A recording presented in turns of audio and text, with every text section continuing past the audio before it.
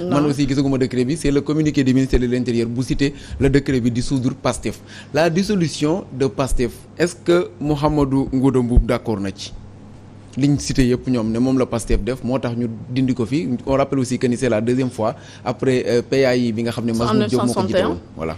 waaw mais xam nga man tey su ma bindoon lettre président Macky Sall ni ko dama bëgg nga dissoudre Pastef du ko def kii nga dissoudre APR du ko def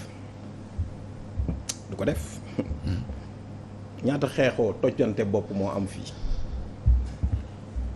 est-ce que le parti APR a fait son bilan financier annuel comme l'a fait le parti PASTEF dem leen ngeen xool ministre yi fi jaar yëpp dem nañ fi ba autant d'un ministre de l'intérieur boo xam ni mook PASTEF dañu doon wax naan ministre bi sax dafa jékki-jékki delloowaat les comptes financiers parce que loi bi booba dafa sooxe woon parce que PASTEF fait partie des rares partis yi def seen bilan financier annuel dem jébbal ko ministère de l'intérieur ña nga ca constitution ba de article 4 le financement des partis politiques la bonne gouvernance associative des partis politiques la modernisation des partis politiques mais parti politique bu ko deful dañu laa war a dissoudre lu tax dissoudre APR mais loolu mooy suñu bizarrerie texte yi pourtant ki dissoudre Pastef tey moo jiite APR xam nga injustice day am fu mu toll foo xamante ni ça perce les yeux même un esprit non averti ba xam ko moo tax ma ne la Pastef c'est une idée c'est un esprit c'est un état d'esprit du un chiffon wala un papier boo xam dañ koy jël et cetera loolu dafa yomb trop li ma mun a wax mooy les Sénégalais ñi ngi xool ñi ngi seetaan nee naa la lii yàgg nañ koo programmer dissoudre Pastef sur quelle base Ousmane Sonko dañu jël ay chefs d'accusation ngàll ci kaw d'accord le principe de présomption d'innocence fan lañ koy teg. kon dañu war na xaar ba juger ko ba condamner ko sur les faits. non c'est-à-dire donc di ko dissoudre. xam nga c'est la procédure elle est donc initiée par le. mais est-ce que soxla na sa dissoudre déjà parce que par affaibli parce que genn wàllu par le ministre de l'Intérieur parce que c'est le ministre de l'Intérieur qui fait le rapport de présentation. Ouais. Et donc c'est ça se passe comme ça moo tax Sénégal sax à chaque fois dama ko doon wax le ministre de l'Intérieur mais au nom de quoi il se permet di def communiqué nous on a besoin du décret du président de la République une démocratie fonctionne comme ça un président de la République mënul jël décret ñu koy nëbb Sénégalais yi di wax di way communiqué non. waaw communiqué bi da lañu gis. c'est toujours ça a toujours été comme ça même sax pour la convocation du corps électoral ça a toujours été comme ça c'est des pratiques yoo xam ne ñi koy def et puis ñi koy def ñooy taxaw di ndamu naan way dañoo xam état dañoo kii et cetera et loolu dalay sax reetaan loo à la limite parce que da ngay xam ni lii dese na xarañte un peu quand un président de la République prend un décret ñëpp ko war a gis maintenant man dissoudre nañu Pastef dissoudre ñu Pastef kooku c'est autre chose xam nga y a les prérogatives du président de la République lu ko constitution jox mais li ma gëm mooy parti politique du n'importe quelle association looloo tax ñu jël article 4 bu constitution def ko fa mais dem leen ngeen xool les 9 éléments yi dañ wax dans la loi de 81 yii mooy tax ñu dissoudre parti politique dañ koy attaquer en justice décision bi da ngeen koy attaquer du man maa koy décider xam nga aussi bon mënuma waxal le bureau politique ci question boobu mais li ma mën a wax mooy c'est un acte administratif boo xamante ni nit ñi mën nañ ko attaquer autorité ban taxawaay la ci nar a am xam nga li ma wax mooy li ci kanam rawuli bët parce que man saa yu ma waree jël sumay responsabilités dans ce pays je les ai toujours pris dem naa ba wax ne haute autorité tey jii am na nu ñu doon taxawee def ko Pastef mun na transformer wu même en une autorité de contrôle des actes du pouvoir contre le parti. contre cette décision moom autorité ban taxawaay la ci am. li ñu mën a wax mooy dinañ ko càmbar parce que je suis avec des membres nous sommes 5. Oui. mais beneen bi ci taxaw mooy gëm naa ni du lii mooy freiner l'élan du parti Pastef. mais loolu sax laa bëgg na ñëw Mouhamadou. du lii mooy li koy freiner li koy wane mooy la haute autorité a pris les devants. Oui. La haute autorité a pris les devants pour investir Ousmane Sonko et donc dire que Ousmane Sonko a été investi te loolu dara mënu koo dindi actuellement. da ngeen ko xawoon na dafa mel da ngeen ko sentiroon que ni peut-être fii lañ jëm ngeen def investir le candidat déclaré à la présidentielle Ousmane Sonko. mais li je vais te donner un scoop.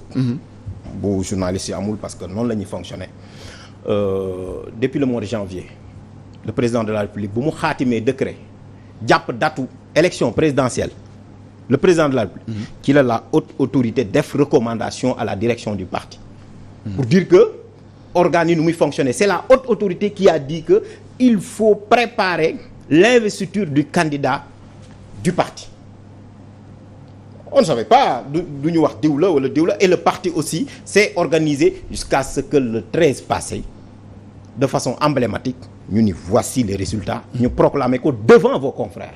oui mais lan moo des Pastef Mouhamadou Ngouda Mboup ak question boobu laa ma am fi laaj la ko bu fekkente ne presque des membres yu jege woon Ousmane Sonko yóbbu nañ leen kaso Ousmane Sonko si boppam mi nga xam ne moo fa jiite woon yóbbu nañ ko kaso ñi nga xam ne ñoo ci topp muy le parti bi ci desoon dissoudre nañ ko tey lan moo fa des ci parti Pastef les patriotes bu Ousmane Sonko biñ créé woon il y a de cela des années. Birame Souleye mi ngi fa.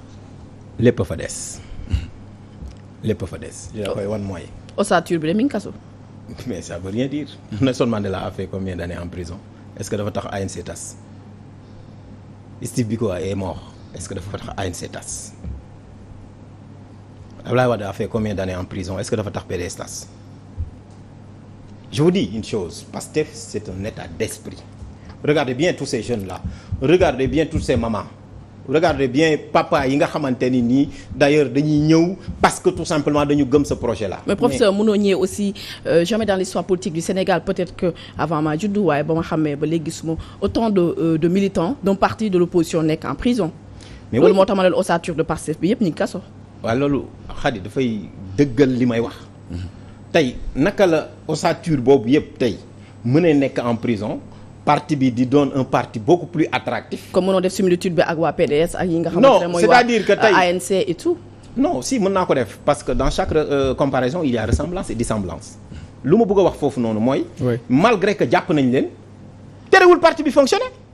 ma wax leen exemple Ousmane Sonko ngi nii ñun keroog bi ñu koy investir fekkul woon ñu barricade këram depuis presque plus de 50 jours xaw ma 45 jours est-ce que dafa tere ñu investir ko. tey Ousmane Sonko dem prison est-ce que moom laa la wax c'est-à-dire que PASTEF est un parti est un groupement assez structuré et puis respectueux de ses textes. investiture bu mag bi ngeen naroon def fële ne ci stade bu Guédiawaye fee moom dañ leen ko tere. waaw mooy jaay doole li may wax rek réunion privée la dama la wax ne la ni ma ko waxee léegi kon yéen da ngeen ni dëggal li ma doon wax. ça veut dire que lii c'est une stratégie savamment orchestrée moom laay tuddee persécution. D'accord. c'est-à-dire amul benn parti politique mais. parti nguur gi mais xeexoo nañu seen xeexoo yu metti ñaata yoon la ñu xeexoo fii seen jeunesse bi tojante bopp yi lu nekk mosoo dégg beneen parti politique nga ngi ci wax ci dañuy jàpp ni seen yëf bopp la un parti politique dafay suqali démocratie moo tax suñu article 4 ñu ne les partis politiques concourent à l'expression des suffrages. C'est-à-dire que celui qui attaque les partis politiques attaque la démocratie sénégalaise. Et c'est ça la réalité bu ñu ko ragal parce que PASTEF lu ñu ko mën a reprocher je ne peux pas dire que way amul reproche yu ñu warul def mais c'est un parti innovant bu ñëw indi un système de financement transparent Ousmane Sonko boo xoolee li doon dal ci ngàlloom moo gën a diis sax ñeneen ñi parce que ay nit a doon cotiser à la base loolu laa doon tuddee réformer la société par le bas loolu la commencé moom laa doon wax ne même Ousmane Sonko il mérite un excès d'honneur parce que à travers sa parole à travers son parti mënoon nañ si sax jaare tey ba xeex lu bari ay émigration clandestine et autres. D'accord. parce que tout simplement am na lu bari loo xam ne su ko waxee jeunes yi ñu dem def ko. gis nga ñii tey jii nii ñuy wax ne voilà ils sont tombés sous les balles et autres là moo tax ma ne cette jeunesse là dañ leen a waroon a jaajëfal ñi leen di téye di leen abrutir wala defee ne xamuñu li ñuy def ils n'ont rien compris. moo tax parce que ce projet là. de PASTEF c'est quelque chose boo xamante ni en réalité du benn nit du c'est un état d'esprit et Ousmane Sonko l'a dit aujourd'hui il l'a dit hier téye ko fenn taxu ko bañ a doon président et téye ko fenn aussi taxul sénégalais yi aussi bañ a jël seen responsabilité. D'accord. Khady Sylla ñu rappeler que ni Ousmane Sonko est arrivé à la prison de Sébikotane daanaka yàggul ci ay xibaar yi nga xam ne moom lañ jot en tout cas àgg na fa mais nag yóbbooguñ ko ci fi nga xam ne fa la war a nekk loolu itam di Sébikotane lañ ko yóbbu du voilà Rebeuss instant bi nii ma nga Sébikotane fi mu nekk nii ci information yi nga xam ne moom lañ jot en tout cas donc Mouhamadou Ngouda Mboup xëy na temps bi mi ngi ñuy xooj bu baax a baax dañuy teel a quitté tey mais bëgg nañu xam ci côté boobu sax yaa ngi koy wax que ni te Ousmane Sonko terewul lii yëpp am mais gisoon nañu en Gambie bi ñu investir ku mel ni Adama Barrow mi ngi woon ci kaso autant pour moi Ousseynou Dabo mi ngi woon ci kaso gi après présidentielle bi gis nañ ñu mujjee est-ce que tey Khady Sylla mi ngi ko wax sànq ubbi bët yi xool que ni kat lii peut-être indi leneen wala da ngeen di jàpp que ni toujours ba léegi seen avenir pour cette présidentielle parce que waxuma avenir même politique de PASTEF mais la présidentielle de 2024 jàpp ngeen que ni ba léegi am ngeen fa avenir maanaam am mën ngeen ci am dara. ci lu gàtt nag parce que tey dañuy teel a quitté dafa mel ni bu koy wax ak politique wala ku bokk PASTEF li ma la mën a wax mooy Ousmane Sonko a été investi le 13 comme candidat désigné du parti PASTEF les Patriotes Et la haute autorité de régulation a acté cette décision. Elle a été signée à l'unanimité. Pastef les patriotes, c'est un état d'esprit. Dama jàpp ni Ousmane Sonko, n'est-ce pas, dara mënu koo tere doon candidat et pour donc voilà l'honneur, n'est-ce pas, des Sénégalais et donc pour le projet qu'il incarne. Et donc du coup ay hypothèses yeneen sax man duma ci dugg. D'accord. Alors di la remercier baax professeur Mouhamadou Ngouda Mboup yow yaa ne ko suñu invité tey di fàttali yaay autorité de régulation bu parti ex-parti Pastef. parti Pastef lay nangu moom. parti Pastef Issa Tine maa ngi leen nuyu. di remercier bu baax a baax ñoo baax ke si Diop ay ñoom Assane Gueye yi de côté de la régie nga xamante ne ñoom ñoo yor coordination di fàttali di ñaari di ñàkk nañ seen bakka benn fële ci Ziguinchor benn fii ci Pikine di wax ne Ousmane Sonko jamono ji juy wax mi ngi fële ci prison bi Sébikotane foofu lay passer sa première nuit di leen jox rendez-vous demain avec d'autres chroniqueurs un autre invité tout de suite le journal de 20h sur Walf TV. Au revoir. Walf TV.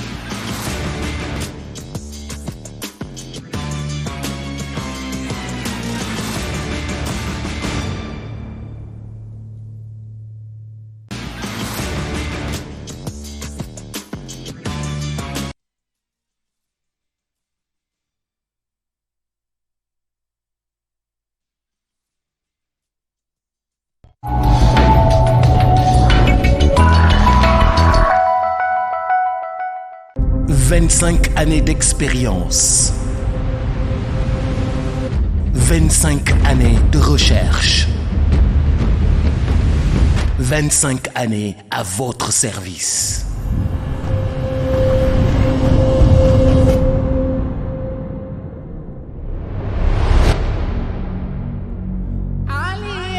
Une merveille au cœur de la nouvelle cité de Diamniadio. Ici, dans cette ville, s'implantent sur plus de 10 hectares de terrain